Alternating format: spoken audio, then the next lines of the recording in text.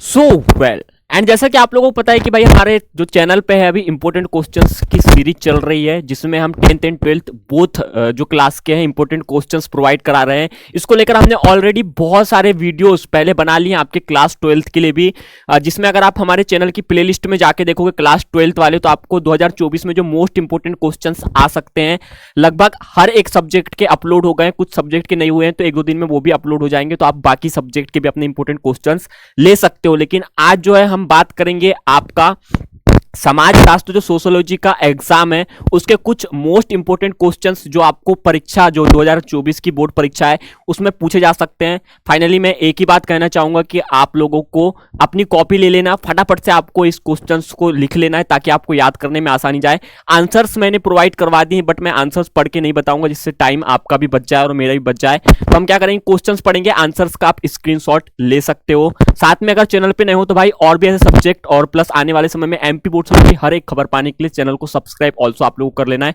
Telegram की link description में है और व्हाट्सएप की भी, आप वहां पे दोनों जगह पे जाके हमें ज्वाइन कर सकते हो। ठीक है, प्रश्न नंबर पहला से अपन बढ़ते हैं। प्रश्न नंबर 1 में आपको जो पूछा जा सकता है कि ये एक में मैं बोलता हूं प्रश्न क्रमांक 1 2 तो मैं अपने तरफ से बोल रहा हूं, ये जरूरी नहीं कि प्रश्न क्रमांक 1 में ही पूछे, ये कहीं भी पूछ सकता है। इस चीज का भी ध्यान रखना है आपको। मैंने बता रहा हूं कि ये क्वेश्चंस आ सकते हैं लेकिन हमने प्रश्न नंबर से लिख रखा है। ठीक है, भारत में एकता स्थापित करने के कारण लिखिए, ये आपसे पूछ सकता है। इसके कुछ यहाँ पे पहला कारण ये है, सेकंड कारण ये है और थर्ड कारण ये है और चौथा कारण ये है। तो आप इनका स्क्रीनशॉट लेके या तो आप याद कर सकते हैं वीडियो को पॉज करके भी। ठीक है, और कुछ कारण एक्स्ट्रा यहाँ पे दिया हुआ है। तो प्रश्न दूसरा पूछ सकता है कि भारतीय संस्कृति के 4 विशेषताओं का उल्लेख कीजिए। तो यहाँ पे आपके कुछ 2 पॉइंट ये दिए हुए हैं, ये कर लेना है आपको। और 3 और चौथा पॉइंट यहाँ पे आपका दिया है तो ये भी आपको या तो लिख लेना है या फिर याद करके आपको जा सकते हो, जिससे आपको पूछा जा सकता है। प्रश्न तीसरा आपसे पूछ सकता है संजातीयता का अर्थ है।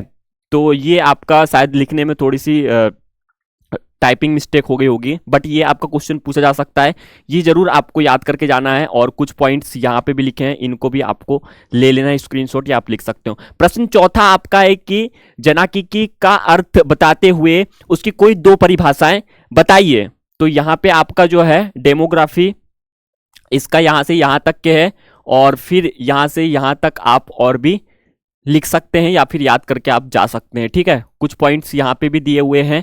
तो मैं आपको बताऊं कि ये पॉइंट्स अगर आपको लग रहा है कि बहुत ज्यादा बड़े बड़े हैं तो इन क्वेश्चंस को आप यहाँ से ले सकते हैं, बट आंसर्स आपको लगता है कि आपके पास शॉर्ट वाले अवेलेबल हैं या फिर आप शॉर्ट आंसर्स भी इसके बना सकते हो तो आप अपनी तरफ से ट्राई कर सकते हो। ये हमने जो हमारे तरफ से आंसर्स मिलते हैं वो हमने बनाए हैं, आप अपनी तरफ से आंसर्स बना सकते हो। क्वेश्चंस आपके लिए इंपॉर्टेंट है, आंसर्स आप अपने हिसाब से तैयार कर सकते हो। ठीक है, ये कुछ पॉइंट्स दिए हैं, ये आप लिख सकते हो। प्रश्न 5वां है आपका, भारत में जनसंख्या वृद्धि की कोई 5 कारण लिखिए। तो ये आपके कुछ 5 कारण लिखना है। तो ये यहां से यहां तक कि आपका फर्स्ट एंड सेकंड बाल विवाह ठीक है, और ये तीसरा पॉइंट है आपका शिक्षा का अभाव, ये वाला आप लिख सकते हो। चौथा है आपका विवाह की अनिवार्यता, ये पॉइंट आप लिख सकते हो। 5वां है आपका जीवन प्रत्याशा का बढ़ना, इंक्रीज इन लाइफ एक्सपेक्टेंसी। तो ये यहां से यहां तक के आपका 5वां पॉइंट। और 6वां है कि आपका बच्चों की मृत्यु दर में कमी ठीक है, तो ये जरूर आपको लिखना है, ये तो अपने मन से भी तुम लिख सकते हो वैसे। प्रश्न 6वां है आपका जाति प्रथा की प्रमुख विशेषताएं बताइए। उत्तर में यहाँ पे आपकी कुछ 5 पॉइंट आपके दिए हुए हैं, पहला, दूसरा, तीसरा, चौथा, 5वां और 6वां पॉइंट भी, तो आप इनको याद करके जा सकते हैं जिससे आपको पूछेगा तो आप बता सकते हैं। ठीक है, प्रश्न 7वां, राष्ट्रीय जनसंख्या नीति 2000 के उद्देश्य से लिखिए, ये आपसे पूछा जा सकता है। तो ये इसके कुछ उद्देश्य से थे, इनको आपको याद कर लेना है। 2 पॉइंट यहाँ पे दिए हुए हैं, बाकी अगर पॉइंट्स अगर आप देखोगे तो यहाँ पे ये पॉइंट्स और भी दिए हुए हैं, इनको आप शॉर्ट करके यहाँ पे लिख सकते हैं अपने अनुसार। ठीक है, प्रश्न 8वां है, ईसाइयों में विवाह के प्रकार स्वरूप का वर्णन कीजिए। तो यहाँ पे ईसाइयों का जो विवाह है उसका स्वरूप आपको बताना था, तो कुछ इस टाइप से यहाँ पे दिए हुए हैं और ये कुछ पॉइंट्स दिए हैं तो आपको यहाँ तक पढ़ना है। ठीक है, प्रश्न 9वां है आपका, हिंदू धर्म के प्रमुख सिद्धांतों पर प्रकाश डालिए। कुछ यहाँ पे आपको प्रकाश डालना है, तो आपको यहाँ पे कुछ पॉइंट्स दिए हैं और ये कुछ पॉइंट्स आप लोगों के दिए हुए हैं। जैसे कि आपको तो पता होगा कि प्रमुख 4 कर्तव्य होते हैं हमारे जो हिंदू धर्म के हैं। पहला आपका धर्म, दूसरा आपका अर्थ, तीसरा आपका काम और चौथा आपका मोक्ष। तो ये चीजें आपको लिखना है और अब उनका आपको सिद्धांत बताना है कि कैसे ये चीजें होती है। ठीक है, तो ये दूसरा आपका कर्म के सिद्धांत आपका ये है, भोगना पड़ता है तीसरा। ठीक है, और ये है आपका चौथा पॉइंट और ये आपका पांचवा पॉइंट। ठीक है, प्रश्न 10वां है आपका, राज्य के कोई 4 कार्यों का वर्णन कीजिए। तो यहाँ पे आपका फंक्शंस ऑफ स्टेट्स आपको पूछा गया था, तो आपको ये चीजें यहाँ से यहाँ तक के लिख देना है। सेकेंड पॉइंट आपका ये वाला होता है, जो आप अगर याद करके जाओगे तो आपका होगा। ये क्वेश्चंस थोड़े से लॉन्ग लग रहे होंगे, लेकिन अपने हिसाब से आप लिख सकते हैं। ठीक है, प्रश्न 11वां आपसे पूछा सकता है कि विधवा पुनः विवाह को समझाइए। विधवा और जो पुनर्विवाह है उसको आपको पूछा जा सकता है, तो इसको आपको लिखना है, नरकीय जीवन नहीं भोगना पड़ता है तक के। ठीक है, प्रश्न 12वां आपको पूछ सकता है, अंतरजातीय विवाह को समझाइए। अंतरजातीय विवाह को समझाइए, तो ये यहां से यहां तक क्या आपका दिया हुआ है, और ये आपका यहां से अधिनियम 1955 के द्वारा अंतरराज्यीय विवाह को विधि सम्मत घोषित कर, इसको लेकर यहां से लेके आपका परिभाषित कीजिए तक के आपका सॉरी ये सुरक्षा प्रदान की गई तक के लिखा है। ठीक है, प्रश्न 13वां में आपको पूछ सकता है, सरकार का अर्थ लिखिए एवं परिभाषित कीजिए। तो ये कुछ इसके रीजंस है, यहाँ पे आप लिख सकते हो एच.एम. जॉनसन के अनुसार से लेके आपको ये यहाँ पे इसका तीसरा पॉइंट है, उल्लेख किया तक है, और कुछ इसके डिटेल्स में पॉइंट्स दिए हैं। इन पॉइंट्स को भी आप याद कर सकते हैं अगर आपको लॉन्ग क्वेश्चन नहीं लग रहा है तो। ठीक है, ये चौथा पॉइंट है आपका। प्रश्न 14 आपसे पूछ सकता है, अंतर्विवाह को समझाइए। तो उधर क्वेश्चन दूसरा था, यहाँ पे दूसरा है, तो ये आपका कुछ उत्तर है, इसको आप याद करके जा सकते हो, समूह से करें। ठीक है, प्रश्न 15 आपका है, परिवार का अर्थ, परिभाषा एवं विशेषता बताइए। Meaning and definition of family आपको ये पूछा जा सकता है, तो आपको बताना है। ठीक है, कि क्या चीज होता है, अर्थ क्या होता है, परिभाषा क्या होता है। ये कुछ आपका पॉइंट्स हैं, सेकंड पॉइंट्स है, और ये आपका थर्ड पॉइंट है डॉक्टर मार्डक के अनुसार। ठीक है, फोर्थ पॉइंट आपके परिवार की विशेषताएं, सार्वभौमिकता, सामाजिक इकाइयों में परिवार, और ये इसके कुछ और पॉइंट्स हैं, और ये थर्ड पॉइंट, और ये आपका फोर्थ पॉइंट। ठीक है, और ये फिफ्थ पॉइंट भी अगर आप याद करना चाहें तो आप कर सकते हैं। और भी कुछ पॉइंट्स है, पॉइंट्स बड़े बड़े हैं, क्वेश्चंस आपके 5 मार्क में पूछा जा सकता है अक्सर करके। प्रश्न 16 आपका, राजनीतिक दल का अर्थ परिभाषा बताते हुए उसके कार्यों पर प्रकाश डालिए। तो ये पॉलिटिकल पार्टीज के बारे में आपसे पूछा जा सकता है, तो आपको ये यहाँ पे बताना है, ये राजनीतिक दल की परिभाषा। ये आपका पहला पॉइंट हो गया, ये आपका सेकेंड पॉइंट हो गया, और ये पॉइंट्स के भी कुछ पॉइंट्स अंदर के यहाँ पे भी आप कर सकते हो, और ये उपयोग सभी कार्यों से लेकर संतुलन बना रहता है, यहाँ तक पढ़ सकते हो। प्रश्न 17 आपका, मध्याह्न भोजन का कार्यक्रम को समझाइए। भाई स्कूल में आपने खाए होंगे या फिर इवन अभी भी खाते होंगे 10th वाले बच्चे, तो ये उसके बारे में आपको पूछेगा, तो ये आपको पूरा पढ़ के जाना है। एनईपी एनसीईपी सब आपको पूछा जा सकता है, 2002 में ब्लॉकों में लागू कर दिया गया था, ये भी आपको पूछा जा सकता है। ये आपको पढ़ के जाना है या फिर आप याद भी कर सकते हो। ठीक है, कुछ ये लॉन्ग क्वेश्चन से अगर आप शॉर्ट बनाना चाहो तो अपने हिसाब से आप बना सकते हो, बाकी मैंने अपने तरफ से जितने हो सकता था मैंने समझा दिए हैं इसमें आपको।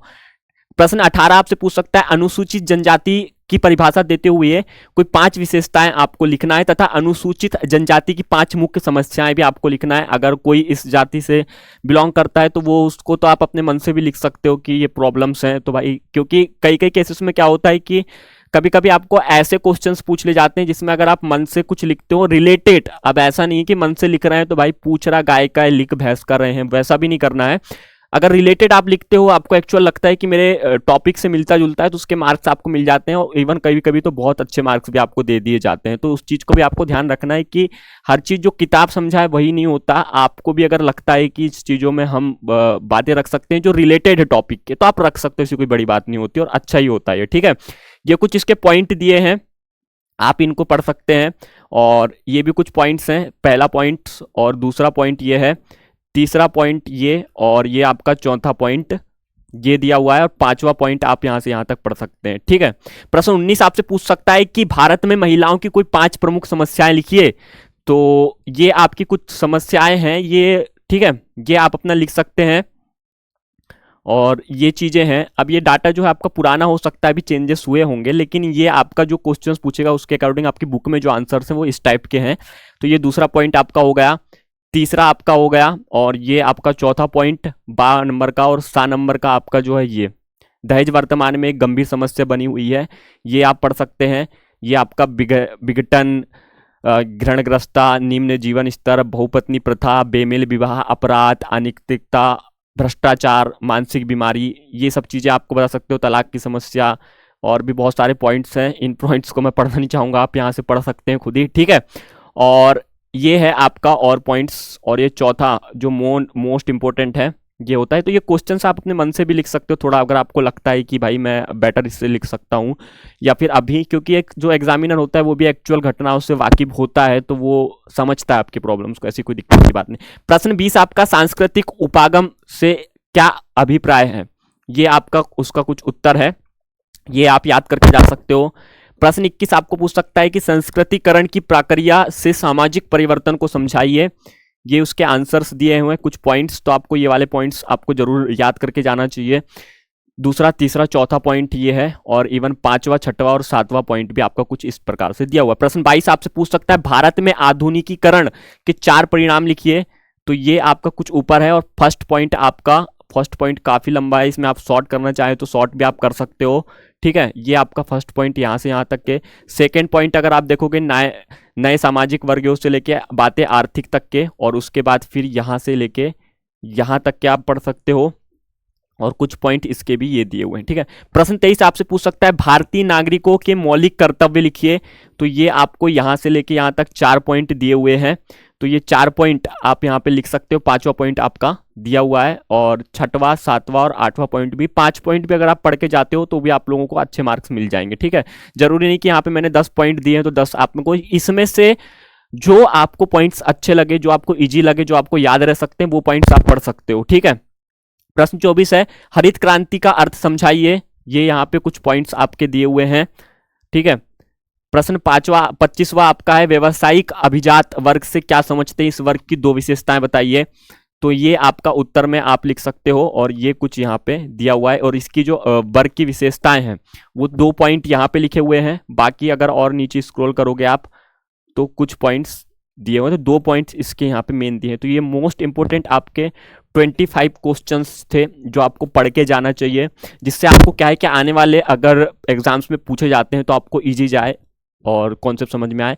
बाकी और अगर आप 12th के स्टूडेंट हैं, 12th के बाद बेस्ट यूनिवर्सिटी की तलाश कर रहे हैं, तो ऐसे में आपको रिकमेंड करना चाहूँगा मणिपाल यूनिवर्सिटी के बारे में, जो इंडिया की one of the best university है, जिसमें अगर आप आफ्टर 12th बेस्ट तरीके से मतलब एडमिशन्स लेते हैं तो आपको अच्छे पैकेजेस और जॉब्स मिलने के चांसेस और भी ज़्यादा बढ़ जाते हैं, क्योंकि इसमें भाई ऑलरेडी जो लोग इस यूनिवर्सिटी से पढ़ाई की वो ऑलरेडी अच्छी जगह में जॉब कर रहे हैं, ठीक है। लिंक डिस्क्रिप्शन में, वहां से जाके अगर आप अप्लाई करते हो देन आपको 100% स्कॉलरशिप अभी मिल सकती है, और इसके एडमिशन स्टार्ट हैं अभी। आप मतलब जब आपके एग्जाम्स होंगे तब भी आप एडमिशन करवा सकते हो, लेकिन अगर फॉर्म भरना चाहे तो आप भर सकते हो। फिलहाल के सिर्फ इतना था, मिलते हैं अपने नेक्स्ट वीडियो में, तब तक के लिए बाय बाय।